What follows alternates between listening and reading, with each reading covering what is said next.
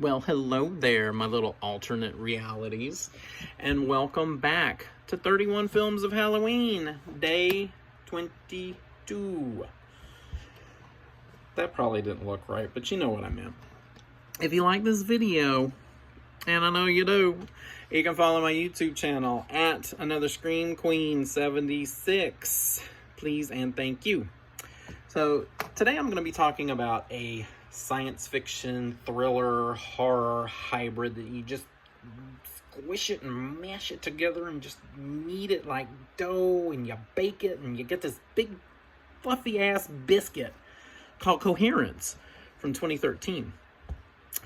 Coherence was directed by James Ward Burkett, who also wrote the screenplay and adapted it from a story by Alex Manoogian. And Coherence was filmed in only 5 days. A lot of the dialogue was improvised, which works well to its advantage, but I'll get to that later. There are no special effects in this film. There's no gore. It's basically about these 8 people who gather together for a dinner party one evening. And it just so happens, little quinky-dink, that this comet is passing overhead. And we all know, pesky little comet, you're going to cause some problems for these people. Naughty comet. So anyway, these folks gather together, and they all have a history. They've been friends over the years, and they start reminiscing about the past and what they've done and where they're going and who they've been with, and just sharing stories from the past. Well, strange things start to happen from the very beginning.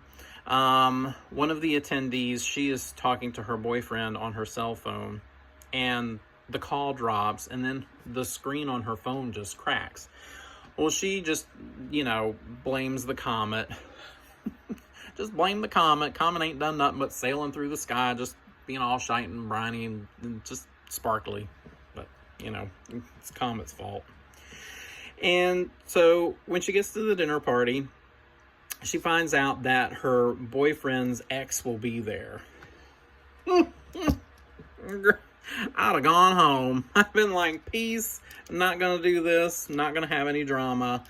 Comet's already causing problems. Miss X thing going to come in here and cause some more. She's probably the comet herself. Ugh. Anyway, sorry. I digress. So, as I said, strange things start to happen. The lights go out. They lose power. There's no internet. Comet's fault. But they do find out that there's a house about 2 blocks away that has power. What the F, man? Why they got power and we don't? So, a couple of the guys go to investigate. And this just starts a series of odd little events where there is a theory that comes into play, and a lot of this has to do with quantum physics. And I know you're like, oh Lord have mercy, why there gotta be is there gonna be a quiz? No, there's not gonna be a quiz, trust me. But it speaks to the possibility of being present in more than one reality. And apparently there's this theory from Erwin Schrödinger, and it is supposed to illustrate a paradox of quantic superposition. Are you still following me? Where the hypothesis is that they put this cat in a box, and the cat is supposed to be alive and dead at the same time until some random event happens to change the course of that.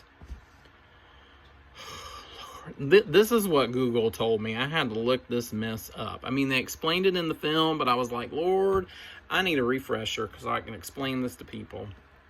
Now, like I said, I know this is steeped in some science, and it sounds convoluted, but trust me, it's not. The screenplay handles the material really well. I will say, don't get distracted or step away. Watch the movie from beginning to end without interruption. It's really has this very eerie atmosphere. There's a lot of twists. It's definitely a slow burn psychological film.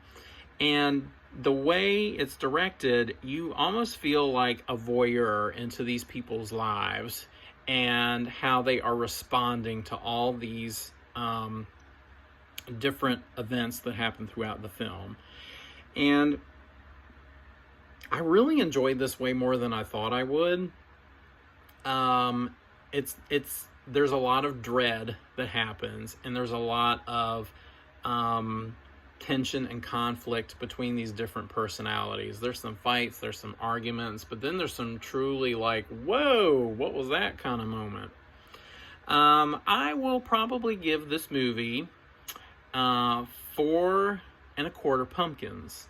The ending does leave you hanging, I will say that much. I thought it was a good little twist. And I like an ending that allows the viewer to kind of interpret what could also possibly happen. I know some people may not like that, but for me, it just sends my imagination running into high gear. So, until next time, if you see a comet overhead, just stay home. Comets ain't nothing but trouble. Ooh.